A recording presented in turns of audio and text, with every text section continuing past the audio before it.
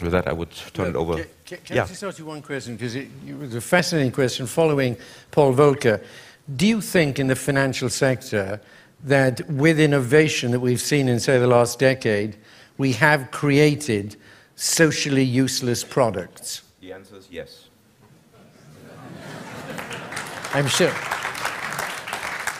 Can I say, I would have predicted that would have got a big applause from a Swiss audience.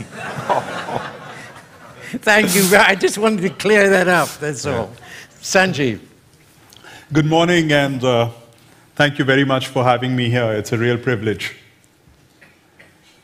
I'd like to start by saying that we are all aware that we live in an era of uncertainties.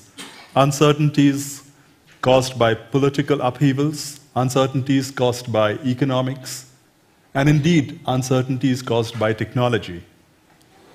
I'm going to confine my first few comments on a risk that we took as a company and how it paid off, and how a risk, an opportunity that was presented to us, we did not take because we thought it was a risk and we were worse off. The first was our foray into the energy sector, a power distribution company in Calcutta, which is the capital of Bengal in eastern India. And this was 20 years ago. Power in India was not privatized. And it was an opportunity which came up. Calcutta suffered from 12 hours of power cuts every day.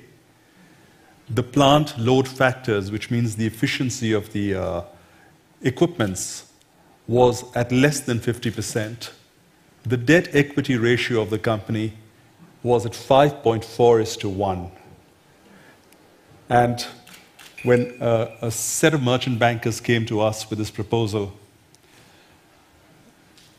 almost everyone in the room said, "Oh, that's crazy, we shouldn't be looking at it."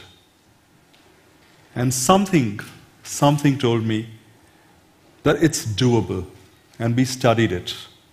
We looked at it.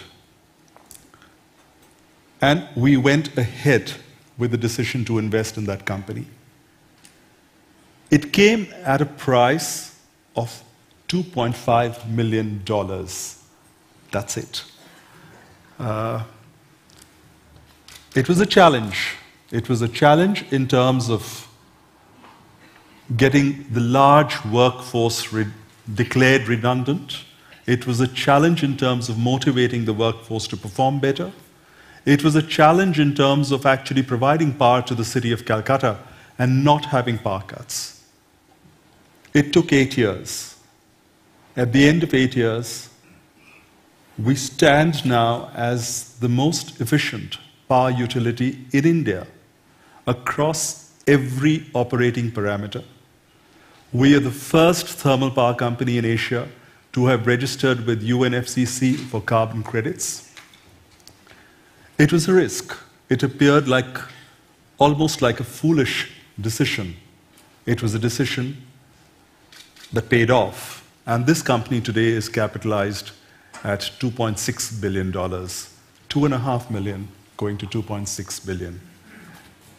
I will talk about one risk that recently, one opportunity that we let go, and I haven't regretted anything more than this. There was a German company called Evonik, which is the third largest carbon black producer in the world.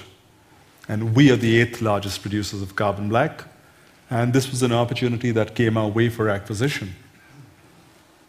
And we engaged in a due diligence. We engaged in studying the company. And we felt they were in 3 geographies which were not conducive to retrenchment. And we opted to play safe. And we did not go ahead with that investment. And 16 months down the road, I think it is one of the worst decisions that we have taken. It was a risk that we did not take. The company, which got sold for roughly 1.1 billion euros, would today be worth already over 2 billion. And I can see it now getting to about 3 in the next 2 years. So, suffice it to say, if you don't take risk, you're not going to grow, you're not going to gain.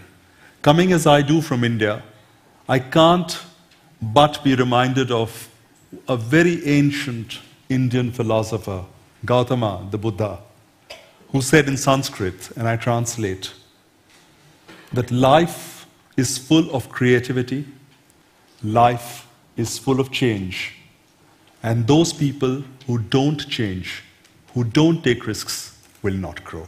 Thank you.